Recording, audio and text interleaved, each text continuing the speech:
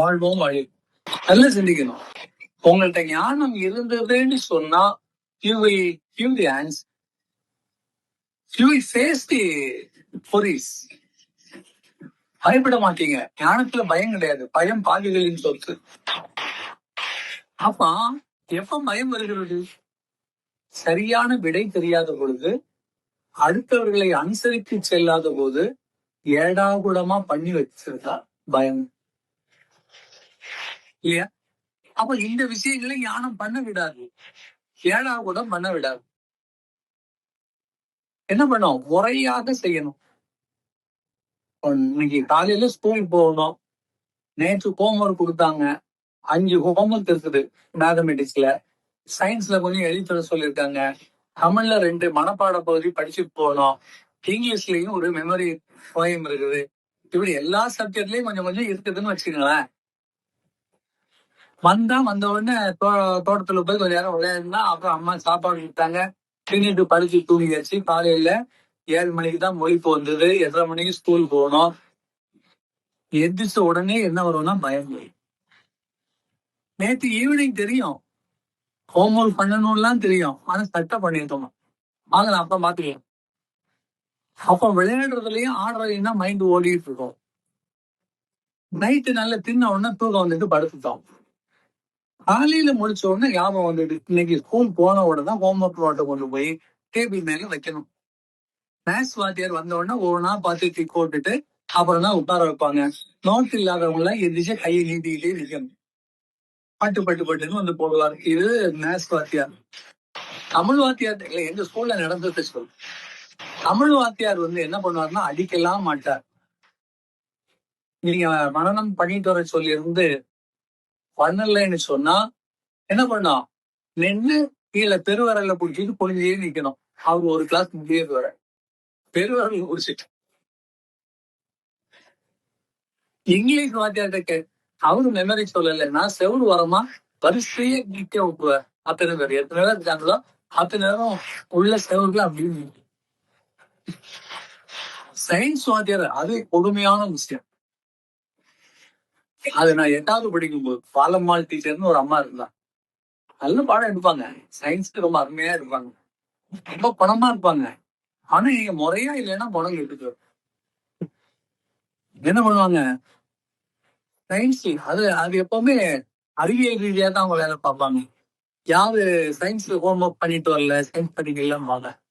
பசங்க முதல்ல சொல்லிடணும், அவங்க கிட்ட வந்து நோட்டா பார்த்துட்டு இருந்தா கொத்துன்னு கம்பால அடிப்பாங்க. அடி இல்லாம தப்பிக்கிறதுக்கு முதலே அதை அவங்களும் சொல்லிடுவாங்க. நீ முதலே சொல்லிட்டா உன் நேர்மைக்காக நான் உன்னை அடிக்க மாட்டேன், ஆனா நீ படிக்காம வந்ததுக்கு தண்டனை தருவேன். அதுக்கு பொண்ணுகளும் சரி பசங்களும் சரி நீட்டி முதல்ல எரிஞ்சு நின்று. இந்த அம்மா என்ன பண்ணுவா, யாரெல்லாம் படிச்சிருக்காங்களோ அவங்கள்ட்ட எல்லாம் கரெக்டா பாத்துட்டு, எத்தனை பேரு 4 பேரா, நீ படிச்சுட்டு வரலையா, சயின்ஸ் ஹோம்ஒர்க் எடுத்து இல்லையாம்பாங்க. ஆமா. உடனே அங்க தண்ணி வைக்கிறதுக்கு பானம் மண்பானை வாங்கி விட்டுருவோம். அத வந்து காலையில கிளாஸ் டீச்சர், கிளாஸ் லீடர் அவன் தான் அதை கிளீன் பண்ணி தண்ணி கொண்டு வச்சுட்டு வந்து யார டம்ளர் மேல இருக்கும். அப்பப்ப தண்ணி தாகம் தான் திணிச்சிடுவோம். இந்த அம்மா என்ன பண்ணும், யாரெல்லாம் எழுதலைன்னா அவங்ககிட்ட போய் இந்த தண்ணி நிறைய இருக்கும், இந்த தண்ணியை கொண்டு முதல் வெளியில கொட்டிடுவான். அங்க ஸ்கூல் எக்ஸாம் ஆபீஸ்க்கு எதிர்த்தான் டேப் இருக்குது. அது சுத்தி போகணும். அந்த பில்டிங் வந்து பெரிய பில்டிங். பின்னாடி போகணும்னா இந்த கேம்பஸ்ல இருந்து அந்த கேம்பஸ் போகணும், நடந்து ரொம்ப தொலையா போகணும்.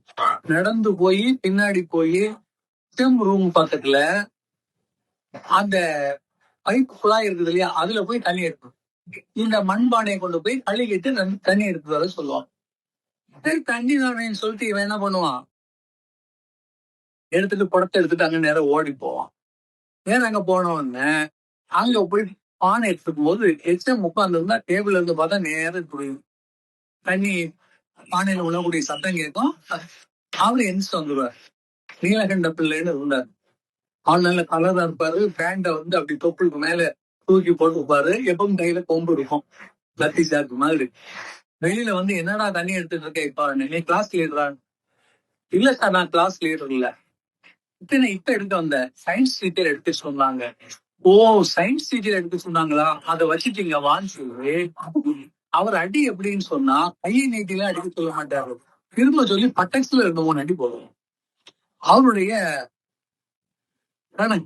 ஏன்னா அந்த பசங்க வரும்போது பின்னாடி தடவிட்டே வருவானுங்க. அப்பவுமே தெரிஞ்சு போச்சு ஹெச்எம் என்ன கொடுத்துருக்காரு, ஏன்னா கொடுத்து அனுப்பியிருக்காருன்னு தெரியும். இப்ப இவன் என்ன பண்றான், போய் லேட்டா தண்ணி 8 தண்ணி லேட் ஆயிட்டு மத்த இந்த 2 பேர் நிக்கிறாங்க. இப்ப வந்த உடனே இந்த தண்ணிய அந்த கிளாஸ்க்கு வெளியில அவன் தெளிக்கணும். ஏன்னா தண்ணி குடிக்கிறது வேண்டாம், தெளிக்க சொல்லுவாங்க இந்த அம்மா. டம்ளரை வச்சு ஃபுல்லா தெளிச்சு கோலம் போடுற மாதிரி தெளிச்சுட்டு அந்த பானைய இவங்கள்ட்ட கொடுக்கணும். இப்ப இவன் பானை கொடுத்தோன்னு அந்த வாங்கினவன் நினைச்சிட்டான், எக்ஸாம் இருக்கிறாரா. ஆமாடா, போறதுக்கு எப்படி இருக்கும், பாதி பயம் வந்துடும். போவான், மெதுவா போவான். எக்ஸாம் என்ன பண்ணுவாருன்னா வேற யாராவது வராங்களான்னு எட்டி எட்டி பார்த்துட்டே இருக்கோம். இவன் கரெக்டா போன இவனுக்கு அதே பூசதான் சில 4-5-6 அடி பட்டுன்னு வச்சு ஹோம்ஒர்க் எல்லாம் பண்ணிட்டு வர மாட்டியா, படிக்கிற பையன் தானே, வேற என்ன வேலை வந்து கவனம் வேண்டாமாடா 4 அட்வைஸையும் பண்ணி என்ன பண்ணாரு, அனுப்புவோம். இப்ப அடுத்தால பார்வதின்னு பொண்ணு. இப்ப இந்த பொண்ணும் அவன் செய்யாம வந்திருக்குது. இவள் டைம் கொடுத்தா கொடுத்தாச்சு எது மண்பானை. இப்ப பார்வதி போறான். இவன் என்ன நினைச்சிட்டான், ஆம்பளை பசங்க தானே பின்னாடி நினைச்சாரு, நம்மள அஷ்யவா போடுறாரு. ஏன்னா பாவாடை வேற பெருசா இருக்கும், அடிச்சா கூட அதுல படாதான். அந்த பிள்ளைகிட்ட சொல்லலாம் கம்போல்ஸ் அடிச்சா கூட பாவாடை எல்லாம் படாது, ஏன்னா அப்படி சாக்கு பை மாதிரி கொடுத்துருக்குமா, காலிலே படாது அடிச்சா. அவருக்கு எக்ஸாம் உன்னோட புத்தி கட்டவரா இருப்பாரா இல்லையா. இவர் என்ன பண்ணுது, வந்தோடனே பார்த்த உடனே குட் மார்னிங் சாங் சொன்னா, தண்ணி எடுக்கிறியா, ஏன் தண்ணி எடுக்கிற, சயின்ஸ் டீச்சர் சொன்னாங்க. சயின்ஸ் டீச்சர் சொன்னாங்களா, அப்ப நீ ஹோம்ஒர்க் பண்ணாம வந்த அப்படித்தானே. ஆமா. போயிட்டு இவளே என்ன பண்ணா, நேர போய் திரும்பி நின்னாலாம். அடிக்கிட்டேன்னு அடிச்சாதான் படாதுல்ல. உடனே அவரு சொன்னாரு, இல்ல கண்ணு, நீ பொம்பளை பிள்ளை, பொண்ணெல்லாம் நான் கம்ப வச்சு அடிக்க மாட்டேன்.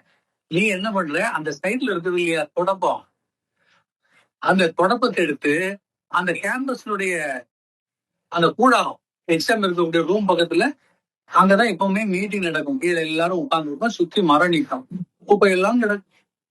நீ இதெல்லாம் ஃபுல்லா பெருக்கிட்டு என்கிட்ட சொல்லிட்டு போகணும். யோசிச்சு பாருங்க, அந்த ஒரு கிளாஸ்ல 3/4 கிளாஸ் உள்ள போயிடும். எல்லாம் அந்த பிள்ளை பெருக்கிக்கிட்டு தண்ணி எடுத்துட்டு அதுக்கப்புறம் இங்க வந்தா சயின்ஸ் டீச்சர் இங்க இருந்து போயிருப்பாங்க, அடுத்த வாத்தியார் வந்திருக்காரு. அப்போ இழப்பு யாருக்கு, ஒரு அக்கறையின்மை, கொஞ்சம் கவனமின்மை.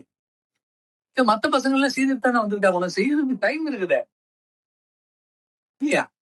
4:45 மணிக்கெல்லாம் ஸ்கூல் விட்டாச்சு, வீட்டுக்கு 5 மணிக்கு வந்தாச்சு. அப்ப 5 மணிக்கு வந்து கொஞ்ச நேரம் விளையாடலாம், தப்பு இல்ல. ஒரு 6 மணிக்கு உட்கார்ந்து முதல்ல ஹோம்ஒர்க் எல்லாம் ஃபைனல் பண்ணுங்க. 6ல இருந்து 7, 7:15 ஹோம்ஒர்க் முடிச்சிருக்கலாம். அது வந்து 4 மணி நேரம் எல்லாம் வராது. அன்னைக்கு எடுத்த சப்ஜெக்ட் தானே, கொஞ்சம் யோசிச்சு பாருங்க. நான் டெய்லி பண்ணிடுவேன், ஒரு நாள் கூட ஹோம்ஒர்க் விஷயம் வச்சுட்டு வர்றது இல்ல. அதுக்கு பிறகு என்ன ஆயிட்டா, எனக்கு ஹோம்ஒர்க்கே தரது இல்ல. அப்படியே நடக்கும். 2 வாத்தியார். அவர் என்ன பண்ணாருன்னா, ஹோம்ஒர்க்னு சொல்லிட்டு என்ன கூப்பிட்டு சொல்ல, நீ ஒண்ணும் பண்ணாண்டேன்னு, எனக்கு கண்டிப்பா எழுதிட்டு வருவான்னு தெரியும், சப்ஜெக்ட்னு தெரியும். எனக்கு என்ன வேலை கொடுப்பாருன்னா, வந்த உடனே அவருக்கு பக்கத்துல நின்னுகிட்டு அன்னைக்கு எடுக்க வேண்டிய புக்கை கையில கொடுத்துருவார். கையில வச்சுக்கிட்டு அந்த பிள்ளைகள்கிட்ட கேட்கணும், நான் கேள்வி கேட்கணும். அதுல யாரெல்லாம் சொல்லலையோ அவங்களெல்லாம் நிக்க வைக்கணும். அப்புறம் வரிசையா வந்து இவர்கிட்ட அடி வாங்கிட்டு போகணும். அப்படி ஒரு சேனல் வச்சிருந்தாங்க. கொஞ்சம் யோசிச்சு பாருங்க. அப்ப அந்த 5:30 6 மணில இருந்து ஒரு 7 மணி 1 hour நீங்க அந்த ஹோம்ஒர்க் பண்ணிட்டீங்கன்னா அந்த சப்ஜெக்டும் உங்களுக்கு கிடைச்சிடும், குறைபாடும் வராது, தண்டனையும் வரும்.